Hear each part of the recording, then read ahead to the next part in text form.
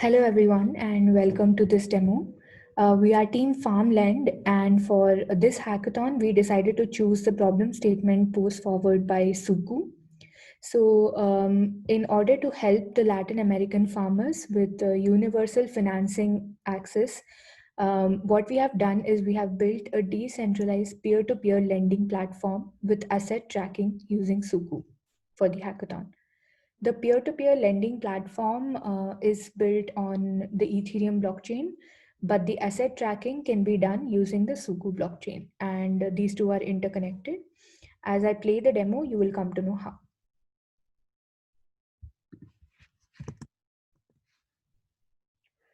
So, as you can see here, there is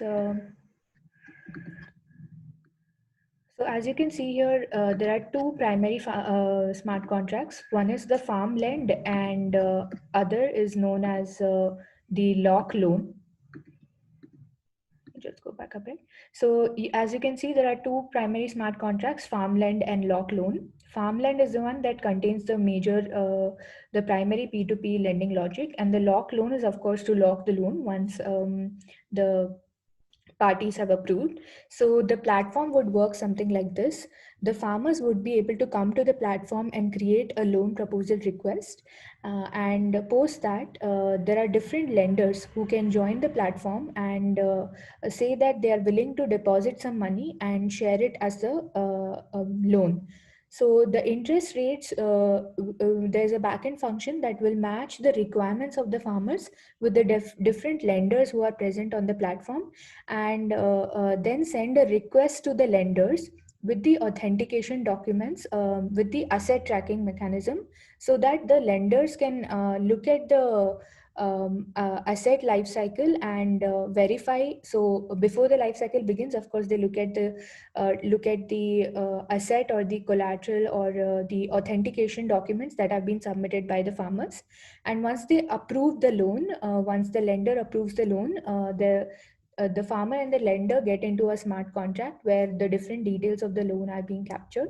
And through this process, what happens is the loan is not dispersed all of it right away.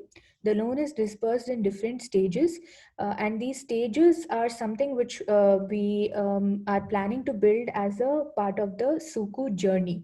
So the Suku journey templates offer the tracking of assets and throughout the journey of the supply chain. So over here, if you think about the farmers farm land as an asset which they actually don't own, but if you think about the land and the crops grown as the asset, the information of the crops will be stored onto the smart contract by creating the assets, as well as a journey through how the asset progress. For example, first they sow the crop, and then there is a bit of loan that is dispersed.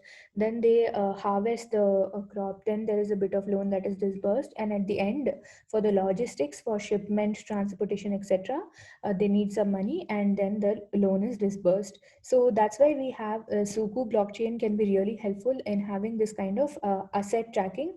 At different points in time, the farmers will be uploading different assets in the form of documents right now, but we can even think about how we can picturize this in a whole supply chain scenario. But right now we are having documents which the farmers will be uploading, showing what that they have sowed the crop, that they have harvested it, etc., at different stages, right? And the lender can look at this asset, track it, and based on that, the smart contract will automatically disburse the loan. So let me show you quickly the technical aspect of things. So as you can see here, we have, like I told you, we have two smart contracts. Here I'm just running them using Truffle. I'm just deploying them on the Truffle console. And post that, I'll be sending my first request, that is registering a farmer. A farmer creates a loan proposal when they register. You can see different parameters like the amount, the date, the rate of interest, in what portion will they require the loan to be disbursed, and in what portion can they pay back the loan amount along with the interest. All of these details are captured as a part of the first run of the smart contract. And then we register the lenders as well. As you can see, the lenders can share parameters like how much rate of interest are they willing to give and how much money are they depositing into the system.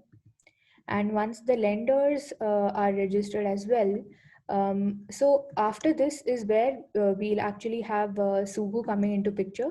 There'll be a matching that is going on, and then from the assets that the farmers upload, we will have the I'll show you in just a bit how I'm doing the asset tracking and creating the assets. But once the farmers upload the initial authentication document, for example, it could be a lease agreement for the land, the lender will see the authentication document, see the asset, and then this approve loan function is being called by the lender. So here we, because of the POC, we have just written a function where the loan is approved by the lender directly. So here is the boolean which says approved, and then here is the account address of the lender. Here is the account 0 is the account address of the farmer. So you can see that this particular loan for the farmer has been approved, and now it is in the system. So now let me just forward a little bit. So here, as you can see, I have just created the bearer token for Suku. We are using Suku Discover APIs. So once I've used the bearer token, I'm first creating an asset template where I have given that it's going to be type is going to be verification documents, the category, the description, etc. And I'm using the same bearer token that I just created.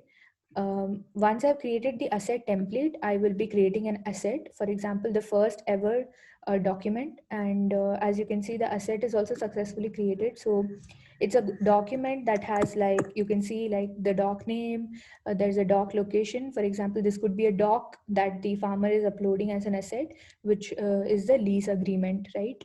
And the lender will actually at this point get to see this document, and then only the lender will approve the loan.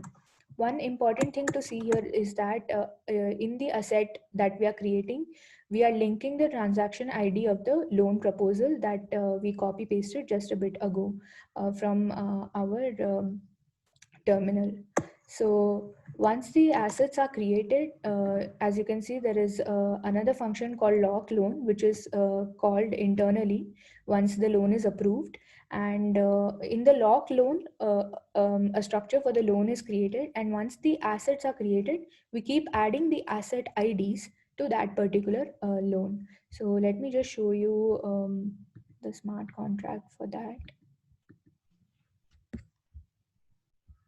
So, right. So here, this is the lock loan. I'm not going to go through the smart contract, but you can see that add assets to the loan. So the assets that the borrower has uploaded will be added to this particular loan, and the whoever is the lender can view these documents before approving the loan. So if I just I took up the ID that was created, the asset ID, and the version is 0 because this is the first ever document that I'm uploading. So if I just call this, it gets created. So this is what we have created for the POC, but we are looking forward to expand and understand more about how we can work through the entire supply chain of agriculture and bring in the different Suku Discover APIs at different points in time, right? So in not just in terms of lending, because lending of course plays a huge role because it will be there throughout the life cycle of that annual crop growth, right?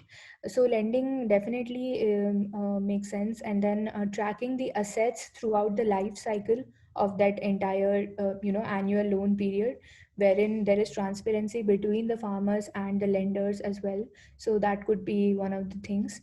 And yeah, so these are definitely different use cases that we are open to exploring using Suku. And that's where we are at the POC stage. Looking forward to getting some feedback from all the mentors, from the judges, etc., about how you liked our idea. Thanks for watching this, and we had a great time participating in hackathon as well.